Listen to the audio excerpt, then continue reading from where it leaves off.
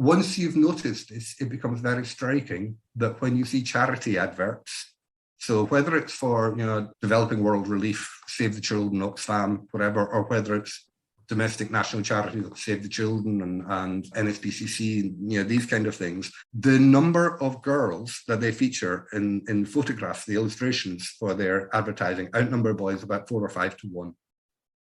The reason for that is they know full well when they put a picture of a little girl in distress, they will get more money because people respond to little girls in a way that they don't to little boys. Hi, I'm Naomi Murphy, and this is the Locked Up Living podcast, where we talk with a wide range of people about harsh aspects of institutional life.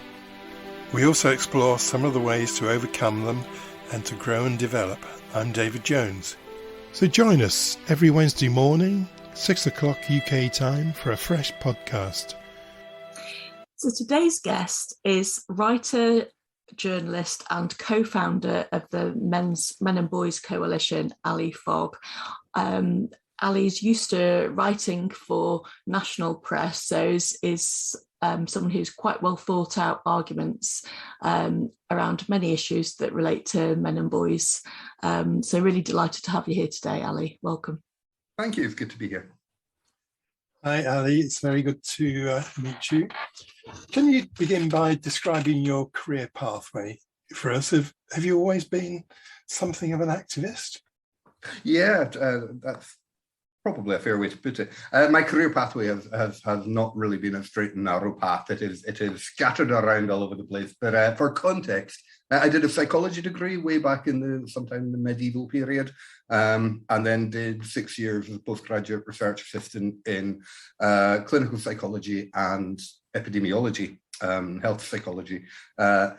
Neither of which I really took to as naturally as I would have liked, and academic careers kind of went by the wayside, went by the way, largely, or at least maybe not because, but coincidental to that.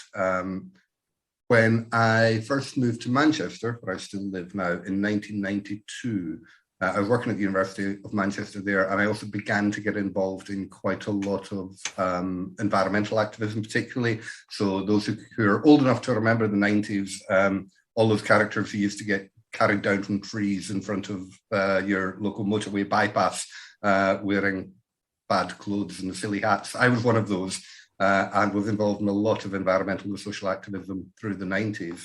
And through that, I kind of found that the skill that I had most to offer was a way with words and writing things. And so from my activism, I actually got into writing and journalism, and particularly what I slightly pretentiously would call socially conscious journalism. So I worked for The Big Issue for a long time, and then I moved kind of sideways into community journalism and community media work. So I helped to write a book on how to set up and run your own community radio station, and then I did run my own community media project for many years. And throughout all of that, my writing and my activism were pretty much intertwined and inseparable. More recently, I'd spent a lot of time, many years, working for The Guardian in particular, but other nationals as well, trying to push gender issues as they affected men and boys onto political agendas, and largely failing, and partly for reasons of my own sanity and well-being, but also as a little bit of a political decision. A few years ago, I stepped back a bit from front-facing journalism. I kind of got to the point where I felt like I'd said everything that I could possibly say in as many different ways as I could say it. And I moved into more kind of low-key lobbying and political activism, put it away, and we will come on to talk about the Men and Boys Coalition, but that was a large part of that. So yeah, in a very few minutes, in a long and complicated story, that's basically how my career path has played out. So there's a lot of stuff there about communication, either having a direct message to communicate or in organs that were facilitating communication. I'm interested in The Big Issue because it's a publication I've always been slightly ambivalent about for some reason. I don't know why. Was that a good experience? For me personally, it's an extremely good experience. I share, I have no idea what your concerns are. I too have always had some concerns about the big issue. From the point of view, as a journalist, it was wonderful because it gave me a degree of flexibility. It was a small enough organization and far enough out of the mainstream of media and journalism that you could kind of make your own rules.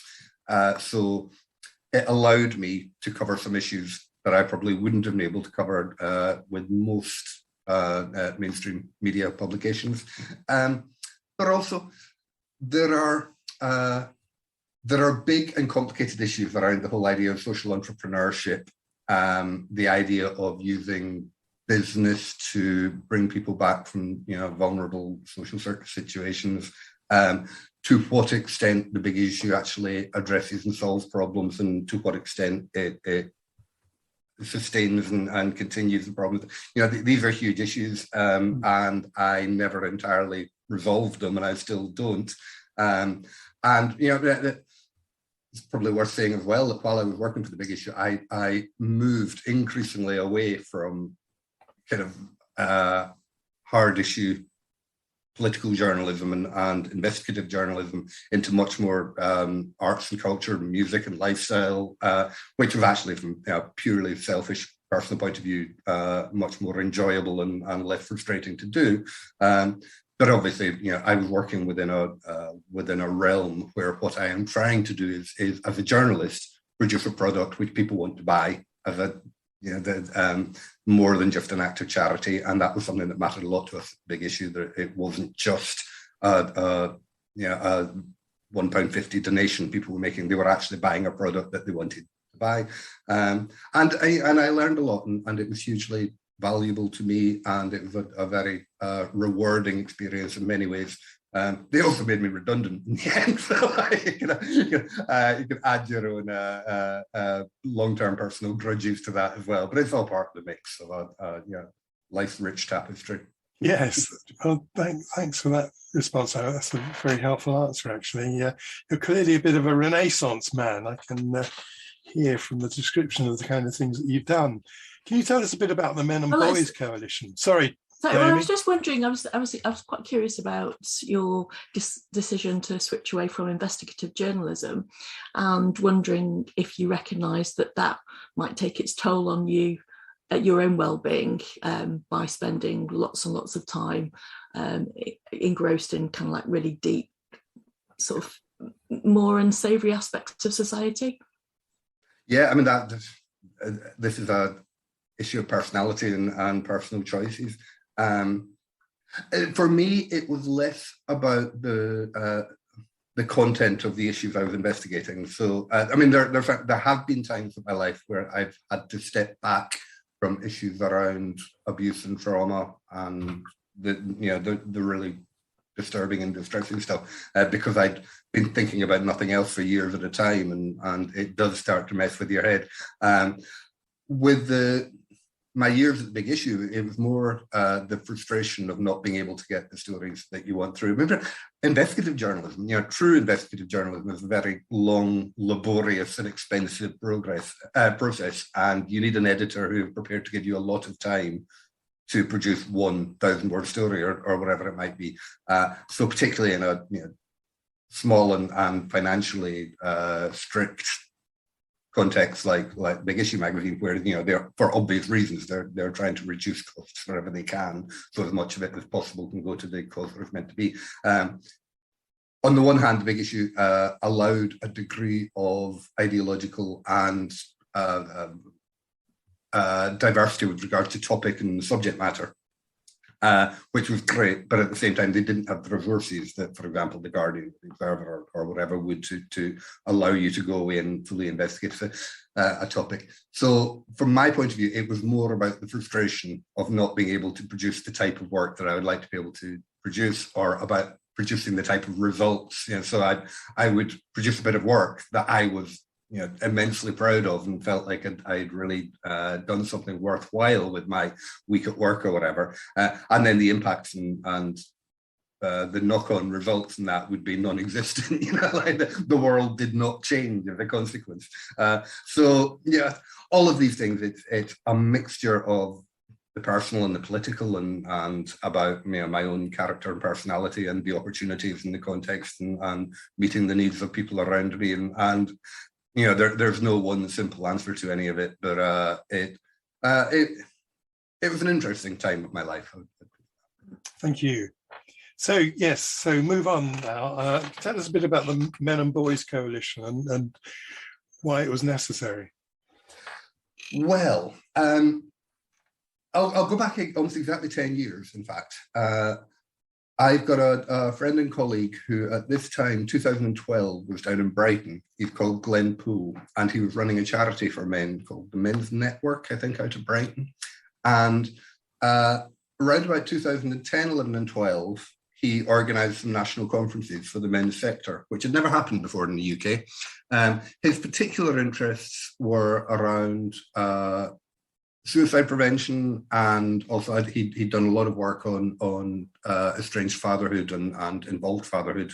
And what he did is he attempted to join the dots of some of these different issues around men's mental health, men's well-being, suicide prevention, family relationships, family dynamics, upbringing, abuse recovery, all of these different issues with big gender process and gender elements involved. And he just kind of invited the sector from around the country to come and get together and have a chat. And what he found very quickly is that people who were coming from what they thought were different sectors of the charity world or the public sector, they were all coming up against the same kind of issues. So, for example, if you are working with men's mental health, specifically, if you're providing support work to men in crisis, you quickly find that you're dealing not only with issues of mental health, but you're dealing with issues of unresolved childhood trauma. There may well be self-medicated drink and drug, addictive behavior.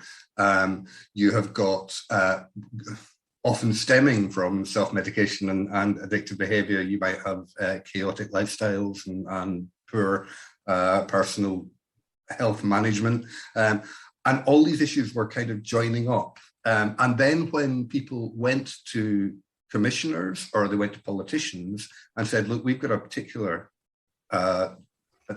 a group, we've got a topic here, we've got an issue here that needs focused support, they were finding that the structures were not set up to deliver, because as soon as you mention gender, well, all the institutions, whether it is the health commissioning bodies or national quangos and all the different machinery of government, they were all set up to consider gender as an issue of women's equality and women's well-being, women and girls. Attempting to get a gendered response to an issue like homelessness or suicide or addiction or any of the other topics that were coming up here proved almost impossible, because the funding structures, the bureaucracy, the tick boxes that they had to do in order to sign off funding for this project did not allow for it. So these type of issues were coming up in all different realms. And what we noticed is that actually people who were working in suicide prevention were facing the exact same problems as people who were working with unaccompanied male migrants, because in both cases they were dealing with bureaucracies that had been built up around certain assumptions which didn't actually meet reality in the ground. So that was in round about 2011, 2012 that a few of us started to talk more closely and constructively about building something bigger, not so much as a movement of forgotten men, but more of a lobbying organization. So how do we approach the institutions of power? How do we go to the politicians? How do we go to the civil service? How do we go to health commissioners and say, look, we need a set of rules and systems and processes that will allow us to do what really needs to be done here. we also had a variety of campaigns that were going on that kind of along the lines of multi-signatory public letters and so on. You know, an issue would come up that we would all want to write and complain about. So 50 of us would all sign the same letter. And, you know, those 50 kind of went on to become the beginnings of the Men and Boys Coalition. So the idea was very much to provide a voice in the corridors of power for a very important constituency of people in need who didn't have that voice, you know, where someone could go to the Home Office, the Department of Health, or a local primary care trust and say, look, here's a wide range of people from, you know, different sectors, different causes, who all need, you know, this intervention, this support, this type of help that you can deliver. And really that sort of began. And we constituted officially in 2015, 2016. We now have over 100 members, mostly taken from the charity sector, but also some individual campaigners, quite a lot of academics. We have an academic network as well, which aims to bring together people who are working on men's health and well-being from psychology or criminology or public health or epidemiology or whatever it might be, and build networks where they're able to cooperate and collaborate with each other. About 5 years on from where we first started, we keep finding new causes to get our teeth into, and we're still a very small charity with very, very minimal funding from anywhere. So, you know, we do what we can, and the more we do, the more we find that there's there to be done. So does that kind of cover where we came from originally? Yeah, no, that's fascinating. But it strikes me that you must have to do a bit of remedial work, because there's something about the whole issue, men's issues, as it were, which, a bit like the Union flag, has in some way become associated or tainted with something you wouldn't want to spend too much time with. And maybe this goes back to Robert Bly in the 1990s and Iron John and going into the woods and eating baked beans and playing with guns, that kind of thing. Howling at the moon, yeah. Yes. So do you agree that there's an amount of remedial work that you've had to do? Yeah, I mean, the Robert Bly one is an interesting one, because there are far more toxic examples that we could pick of people who have poisoned the well in that regard. But yeah, I mean, there's a long tradition of men's movements, of which, you know, Robert Bly and the Iron Man thing was you know, one example. But I think for me, the issue here is partly... I don't even know who Robert Bly is. Oh God, sorry, apologies. And so and so I'm just thinking there will be people listening who also don't know. So if we could say something about the context. Yeah. So back in the 1970s and 80s, in the aftermath, actually, it's quite an interesting thing. In the aftermath of kind of the explosion of second wave feminism, the women's liberation movement, it was called in the 60s and 70s, there was kind of partly a little bit of backlash, but also a little bit of kind of reactive response from some men's activists, I guess you'd call them, including this interesting American chap called Robert Bly, who was a poet, and kind of he described himself, his ideas as mythopoeticism, I think. So he kind of had this idea, a bit like the film The Northman doing around. He kind of had this image of masculinity that was very in touch with nature. And it was kind of well-meaning. You know, his idea was that men could resolve their issues by, you know, as we were just saying, you know, going out into the woods at midnight and howling at the moon, and this kind of thing, eating raw meat and all getting together and banging drums and stripping naked and rolling in mud. I honestly don't know what they did. I've imagined all of these things in probably more detail than I should have done. So Robert Bly, he wrote a book called Iron John, which was how to become a well-balanced and rounded man in the modern world. And a lot of it was kind of well-meaning. A lot of it was also quite reactionary and gender essentialist as well. And it had its moments in the 1980s. There was another thing that happened kind of around the same time, which I think is probably more relevant to the political situation, and from my point of view, probably more damaging. There were men who came out of the feminist movement. The most famous one was Warren Farrell, who was a very prominent and vocal male feminist in the early 70s, who kind of had a falling out with the National Organization of Women in the USA, and went off and started writing these books about, what feminism had got wrong about men. And what he did, Warren Farrell, he's another kind of, in my opinion, well-intentioned but misguided writer or a theorist. But what he did is he set a ball rolling that quickly turned into what we now know as the contemporary online men's rights activism movement.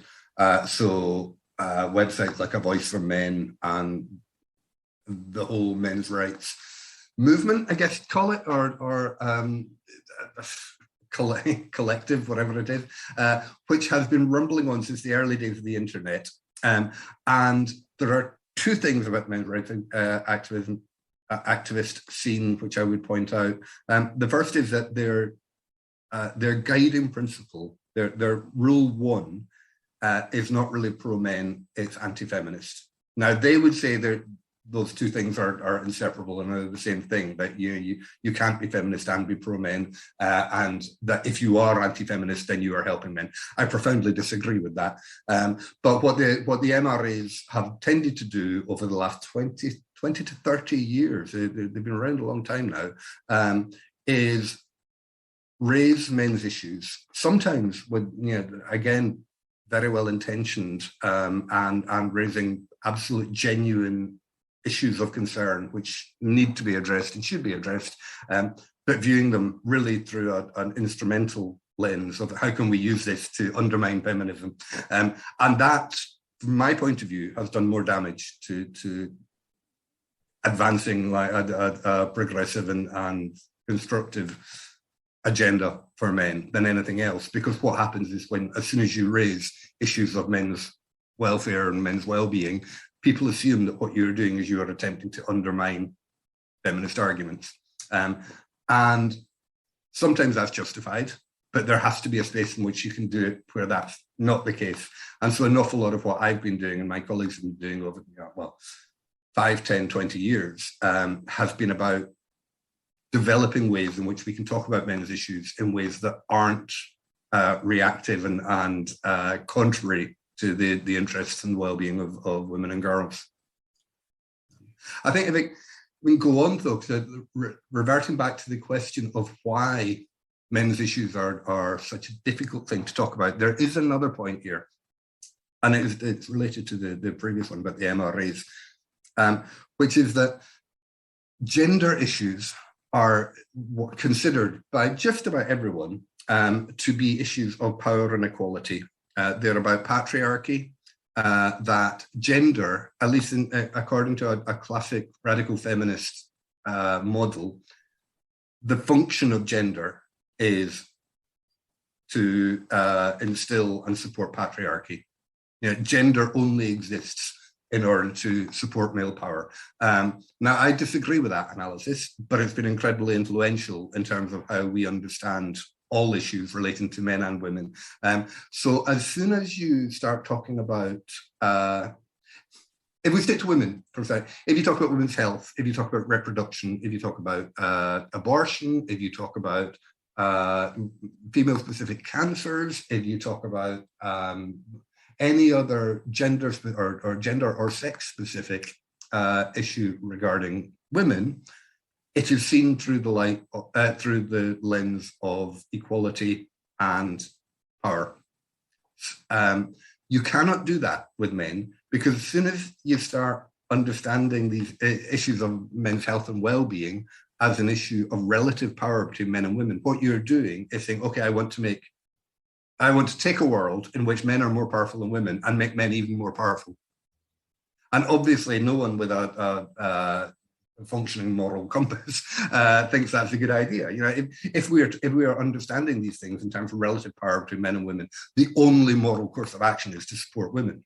But what we have to understand, and you know, key to my politics on this issue, is that if you take away health and well-being from issues of equality and structural power, so that men's health and well-being are not just, you know, desirable in their own terms and you know, humane and compassionate objective on their, you know, on their own basis, but actually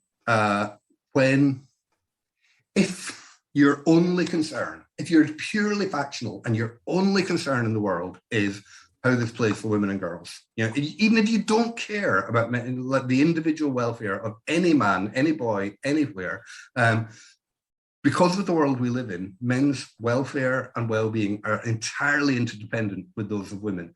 Not only because most men live in households and families with women, and they have shared incomes, and fathers have daughters, and daughters have fathers, and sisters and brothers, and you know, we all our lives are intertangled. So if you're a woman and you've got a man in your life who is drinking himself to death, or you know, taking his own life, or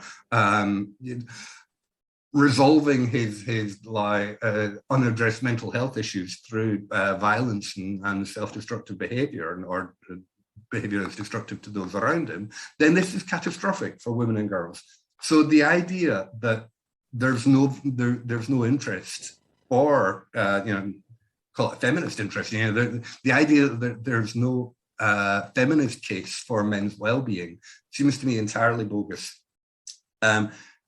It's really central to my beliefs about everything that are relating to gender, that meant that men and women's welfare and well-being is entirely interdependent and intertwined. That where women are doing better, men are having better lives. Where men are doing better, women are having better lives. We can see this playing out in all sorts of ways. So I simply reject the idea that to help men, to help boys, to address, you know, many of the unresolved issues that men in our society have is somehow bad for women. Is just one of the most damaging and harmful misconceptions that people can have about the whole area of gender politics. And on that, I feel like I've rambled a long way from whatever the original question was on that, so maybe we'll draw it back and you can ask me another. Well, you overflowed straight into the next question, which was about controversy. So we've gone right to the heart of controversy, and I mean, I think one of several of the things you've been saying is to do with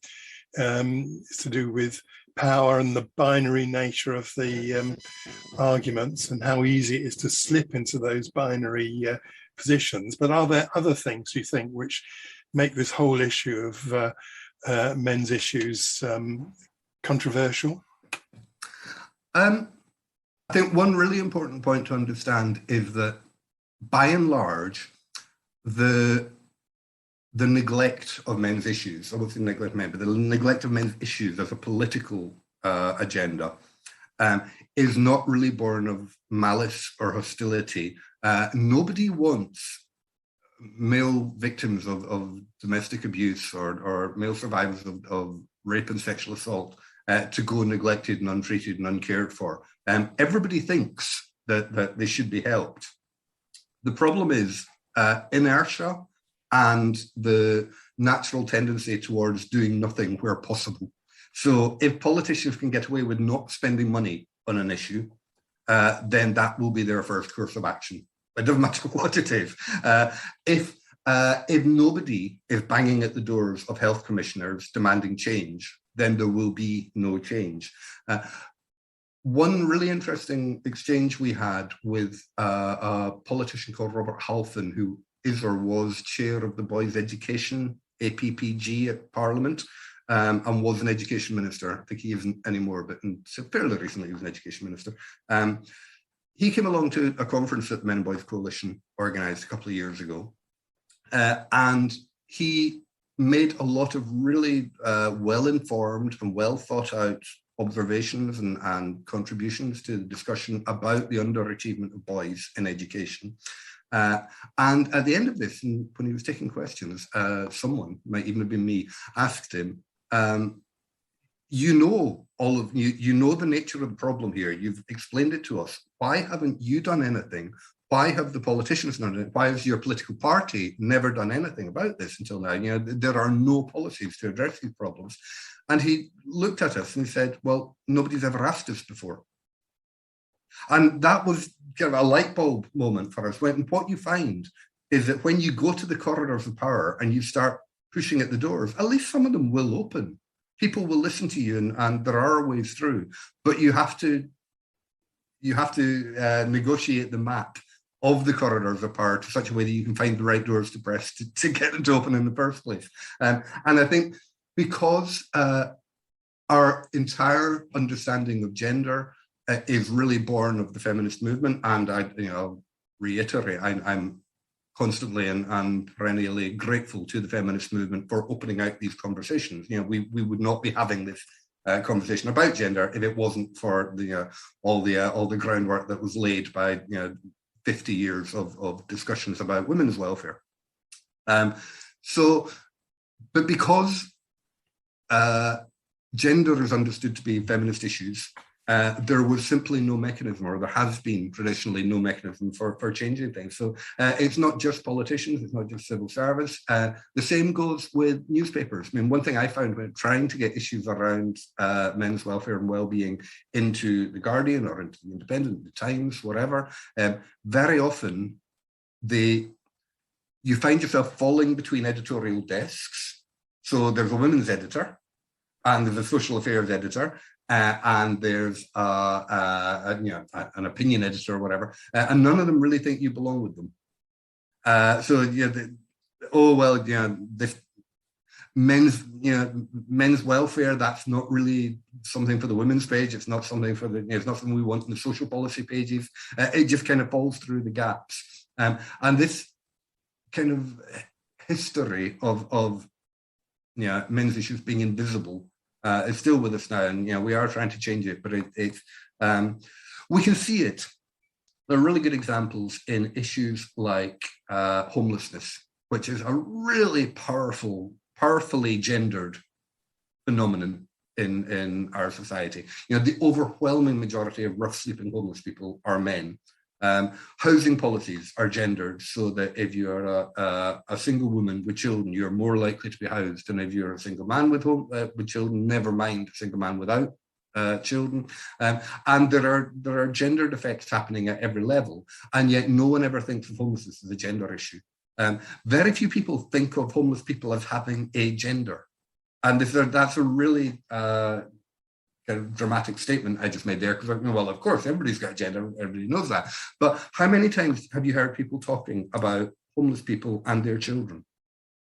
When you see a homeless man, whether he's begging in the street or sleeping on a park bench, how many people ask where his children might be? And how many people talk about homeless people and their sexuality? Because issues of parenthood, of sexuality, of our gendered inner lives does not apply once you've got an almost dehumanized body as a homeless person. So actually putting the gender into the equation, getting people to see gender when it should be the first thing we notice, is a really important part of what we're doing now. And we talk a lot about the invisibilization of male gender, where we'll see it within your realm of crime and punishment, judicial policies. There was an example a few years ago of, I think it was Medway Juvenile Detention Centre, where BBC Panorama, in collaboration with one of the big prison reform charities, I think it was probably the Francis Crook, the Howard League, and a couple of other charities, they did a big investigation into really quite horrendous abuse that was happening at a juvenile detention centre. The reporting of that on Panorama and all the accompanying press releases, the stories that came out in the newspapers and the discussions on 5 Live daytime radio, they talked about children, they talked about young offenders. They talked occasionally about kids. They would talk about youths.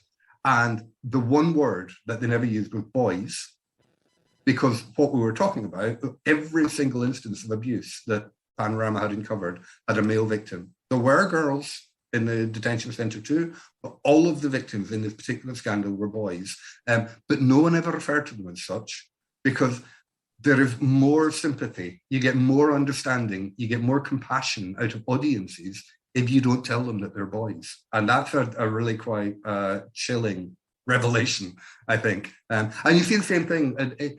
Once you've noticed this, it becomes very striking that when you see charity adverts, so whether it's for developing world relief, Save the Children, Oxfam, whatever, or whether it's domestic national charities like Save the Children and NSPCC, these kind of things, the number of girls that they feature in photographs, the illustrations for their advertising, outnumber boys about 4 or 5 to 1. The reason for that is they know full well when they put a picture of a little girl in distress, they will get more money because people respond to little girls in a way that they don't to little boys. And this kind of thing is really quite disturbing when you stop and think about it and you ask yourself why this happens. But it's taken as such a given that nobody ever really stops to question it. Yeah, very interesting thought, and has cropped up quite a lot recently, and I think the term is adultization, where particularly young black kids get treated as if they were adults. And the migrant debate, particularly unaccompanied migrants. Something that I would like to do a lot more work on myself, I've not been able to even begin to get to grips with it, is the way that the issue of particularly unaccompanied migrants, but refugees and asylum seekers from around the world, the way that is and is not gendered and racialized is fascinating. There's the famous Nigel Farage Breaking Point poster, which in the run up to Brexit, we'll probably all remember. There was Nigel Farage did a billboard release and was photographed standing in front of this like really demeaning and dehumanized parade of down at heel rough asylum seekers who were supposedly all queuing up waiting to get into Britain, was the message. So every one of them was male. That, people were being asked to be afraid, not just of the foreigners, not just of the migrants, but of the foreign males. And this was happening at the same time. There was a kind of a genuine incident, a horrific incident in Cologne on New Year's Eve, where there's kind of a group of lads went a bit Clockwork Orange and were committing sexual assaults and stuff through the city centre. And it was like a little bit of a riot. And it was deeply unpleasant, and they particularly targeted women, and it was all horrible. But it was used to construct a narrative about male asylum. It wasn't just about one little gang of out of control teenagers.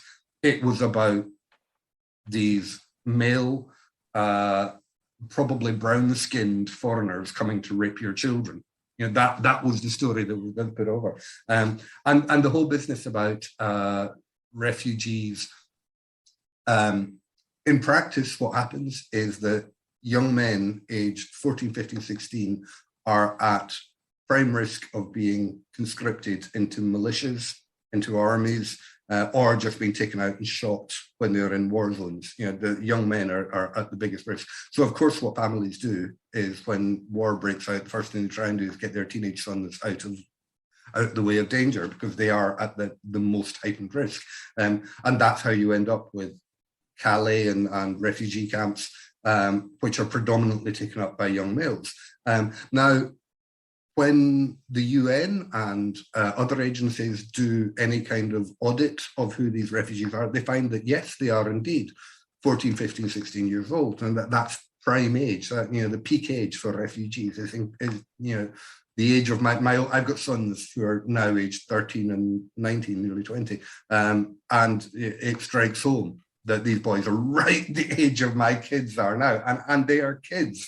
And yet they are, through race and gender and migrant status, all of those things are blended together to create a very gendered, racialized threat. And it's horrific, and it happens a lot, and it's very, very seldom challenged anywhere. So yeah, but there are countless examples of the same kind of processes where gender is both a weapon that's used against people. So, you know, their gender is used to condemn them, but also it's used to define them. And it very, at least as far as men and boys are concerned, it very seldom plays out in a way that's helpful. Thank you. So, Ally, what about the term toxic masculinity? We hear it a lot these days. Is it a useful term?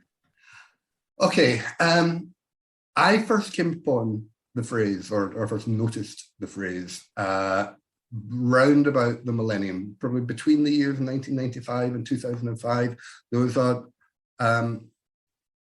number of criminologists working out of the USA, working in prisons. And I mean, I apologize to all the criminologists who are listening to this podcast who know an awful lot more about this than I do. And if I'm about to make a fool of myself, I apologize in advance. But as I understand it, particularly there's a chap called Terry Coopers and some of his colleagues who wanted to know why it was that people in prison, men in prison, were behaving in ways that were clearly objectively self-destructive and harmful to their own interests.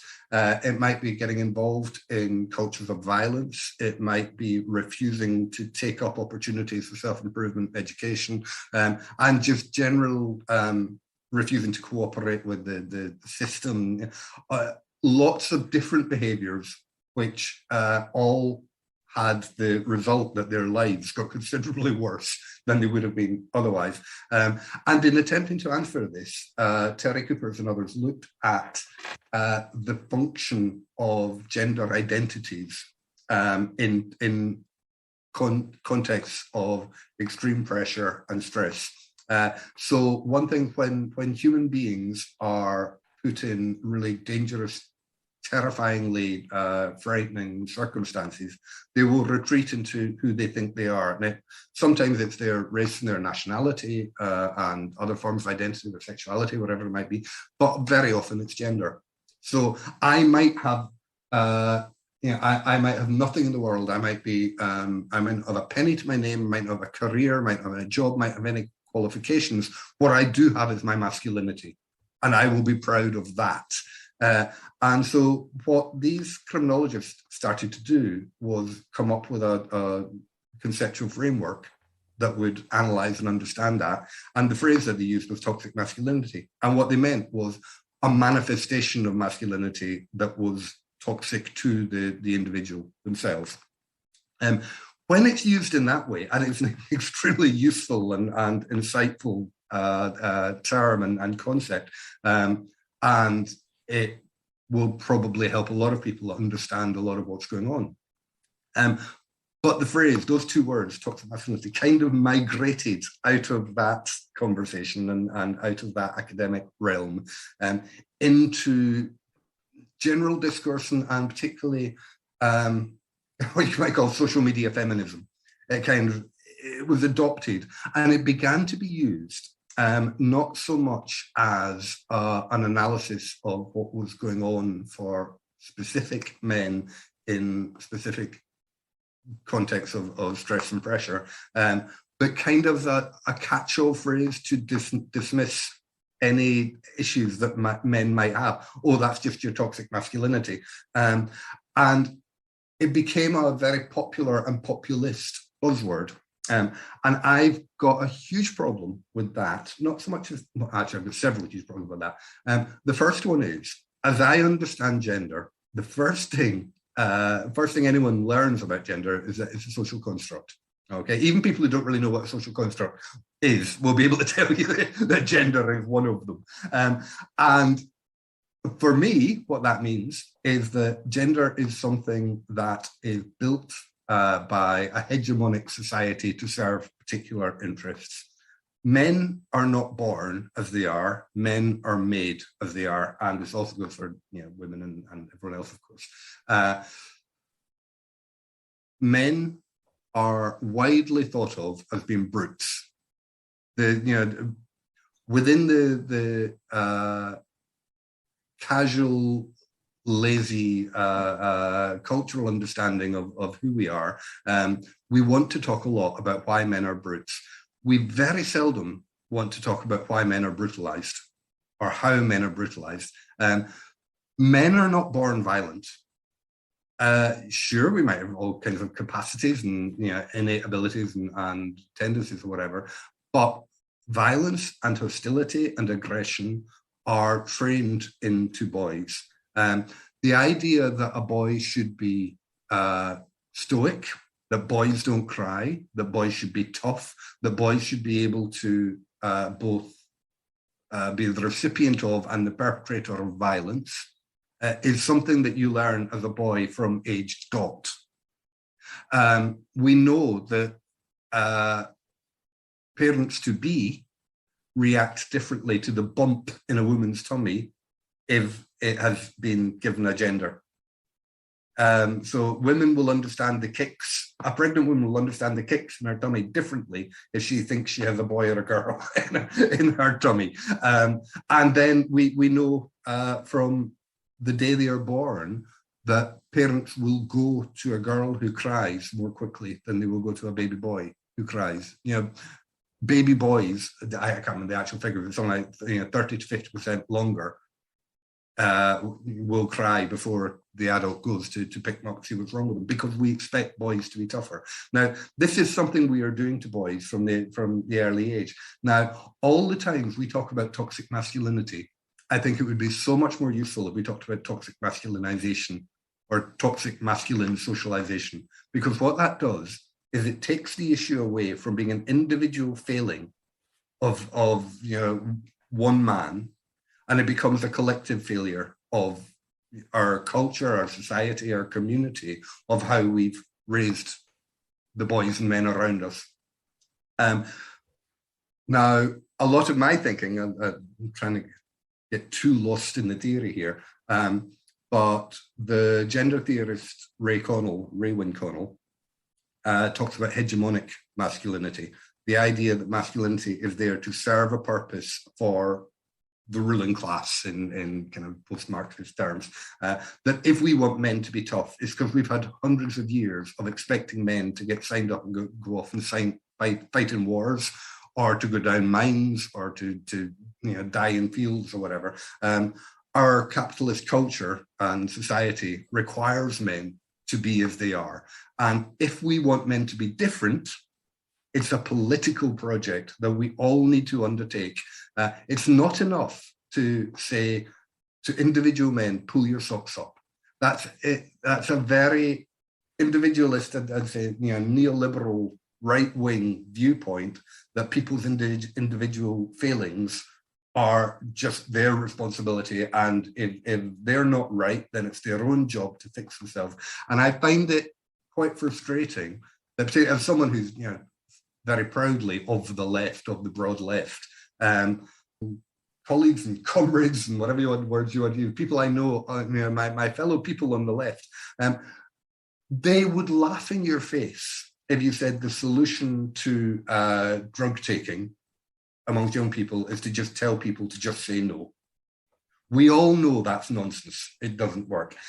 They would laugh in your face if you said the solution to teenage crime, street gangs, is to just say to kids, well, don't join a gang.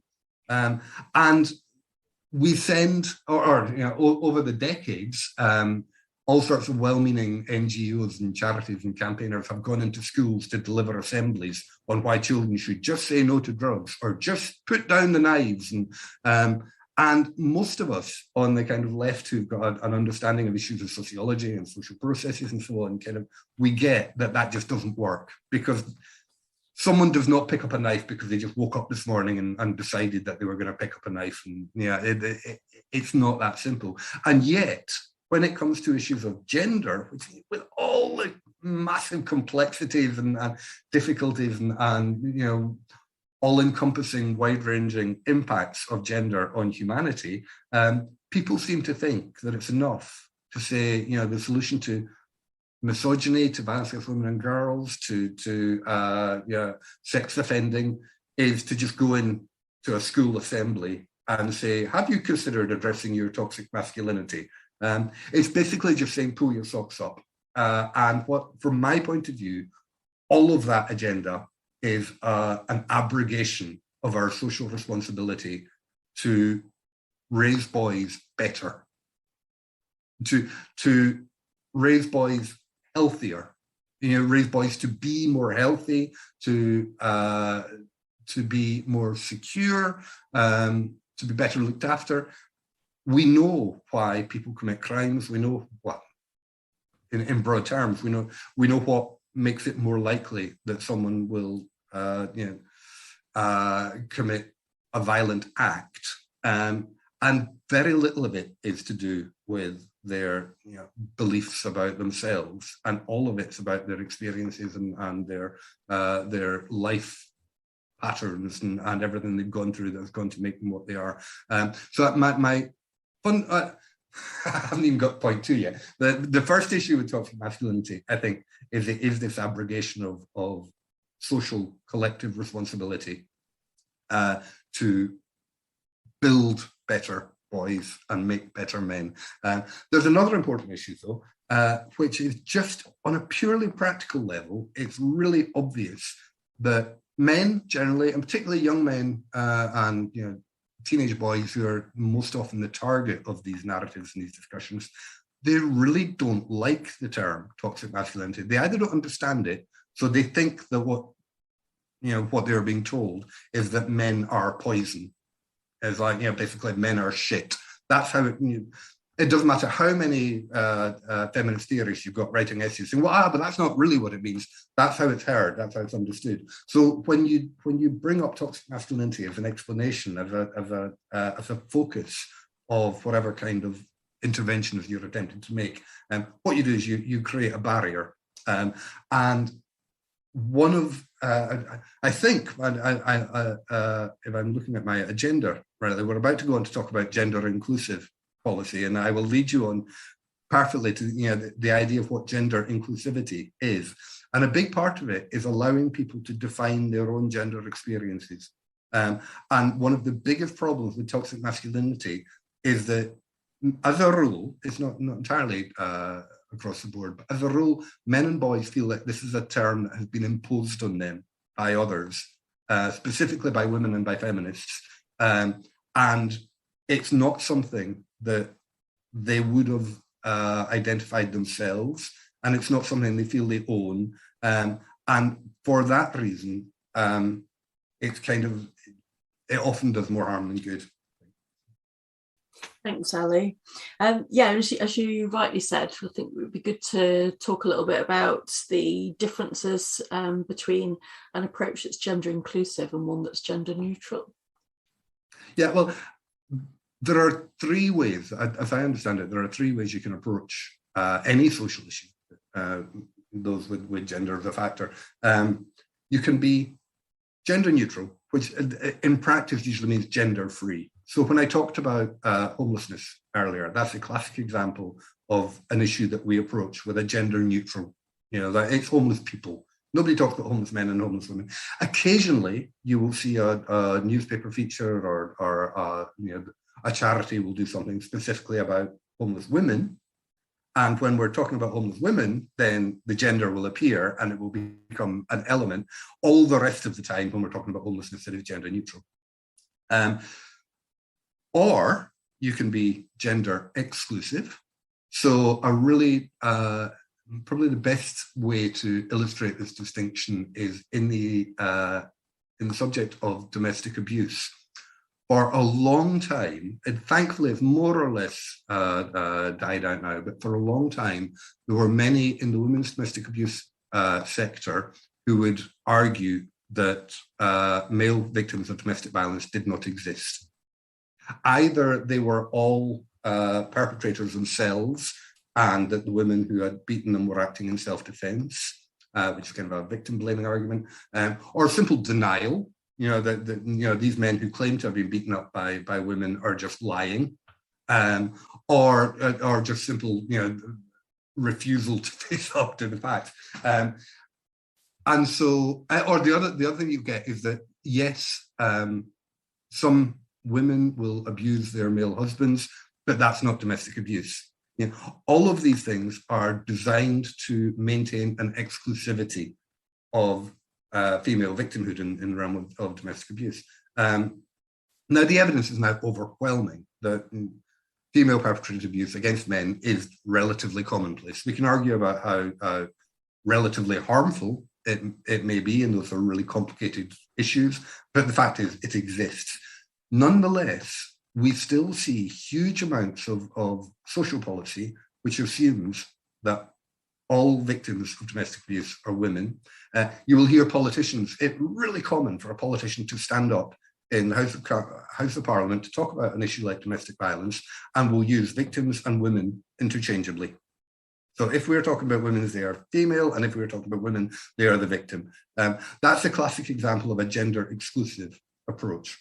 Now, how do we get one more thing I'll say at this point is that there's a lot of people, particularly I mentioned the men's rights movement back at the beginning of this conversation. A lot of people in the men's rights activism want a gender neutral approach to domestic abuse. So you don't have males, and you don't have male perpetrators and women victims. You just have perpetrators and victims, and we want a one-size-fits-all approach so that all perpetrators are perpetrators and all victims are victims, and it doesn't matter what their gender is.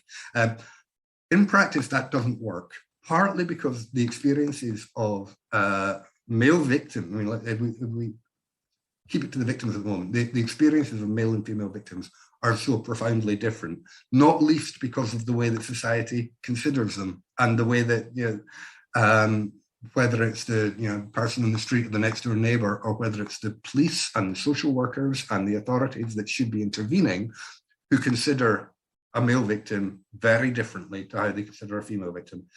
So just that fact alone changes everything. You can't just pretend that gender isn't there. And then, of course, people's own experience of anything, particularly something as intimately powerful and devastating as an abusive experience. People have gendered experiences of that. If I am a man, thankfully I'm not, if I'm a man in an abusive relationship, then I don't just understand my abuse in relation to my non-gendered, purely hypothetical partner. I understand it as a man with a female partner.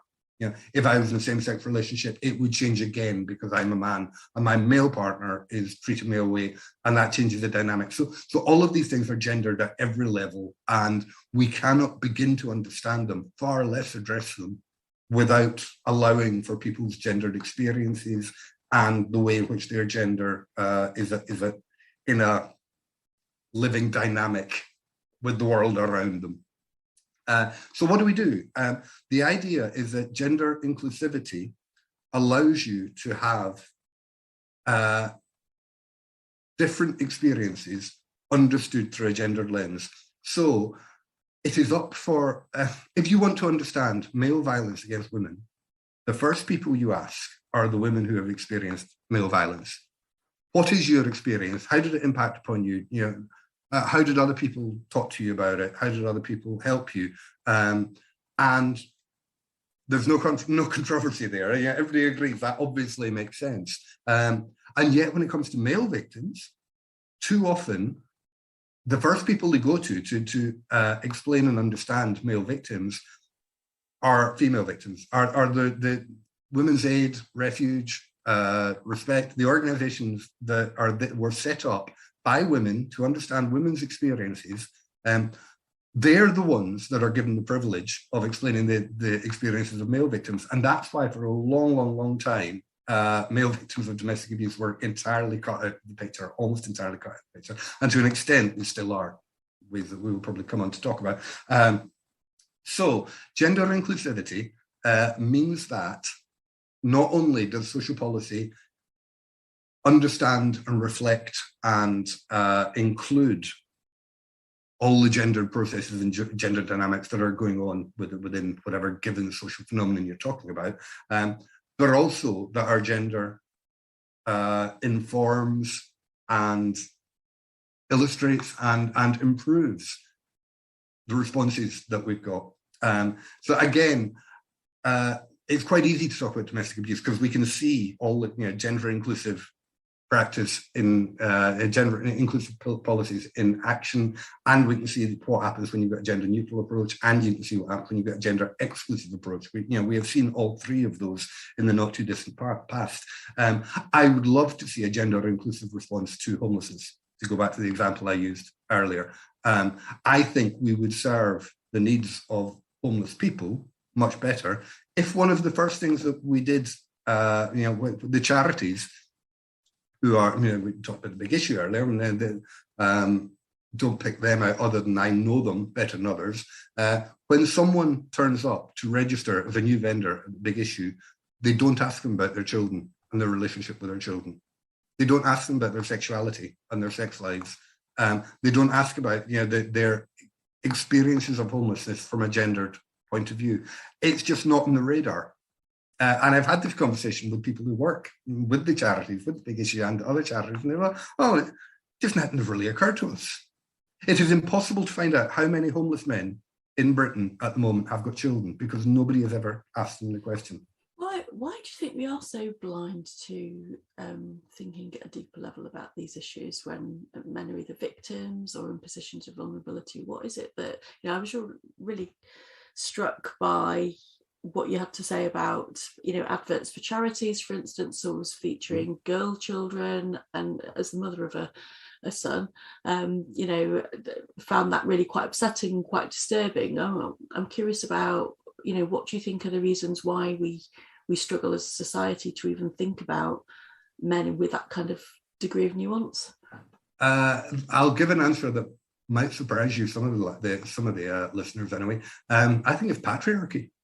I honestly think one of the products or the function of a patriarchal society is to create men who are basically disposable, who are, if you're going to send them off to a war, if you're going to, we think of kind of gendered conscription in terms of the First World War, and like millions of entire generations of young men being sent off to die in the trenches. But right now in Ukraine, we have got a situation where cars of civilians are being stopped, and the men are being taken out to be taken off and conscripted. Now, I don't even want to get into the rights and wrongs of that, because obviously you can see both arguments why in the middle of a war you need people to fight, and yet there's very little discussion about the human rights issues involved in pure classically discriminatory about a most brutally gendered discrimination as you can possibly imagine. It's still, this came up in conversation with someone the other day, it is still the case that if you're an American citizen, if you're a male, between the ages of 18 to 25, you have to register yourself for military conscription. Obviously, it's within current living memory. Within living memory in the US, that people's fathers and uncles and brothers were conscripted and sent off to Vietnam. So it's not that long ago, but still to this day in America, you have to register yourself. You have to make yourself. You have to let the government know where you will be at any given time, so if they want to conscript you, they can come and get you.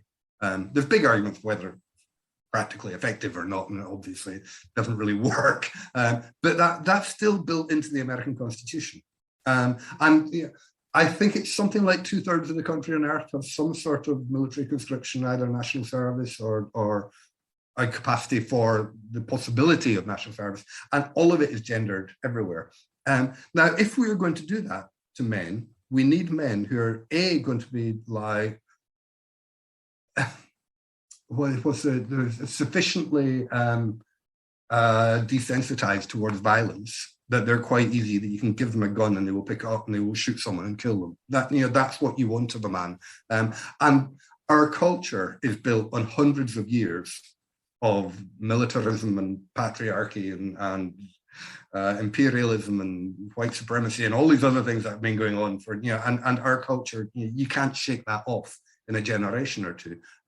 So we still, I don't want to get too sucked into this, but you can still go to the supermarket and see Mummy's Little Soldier on a baby grow.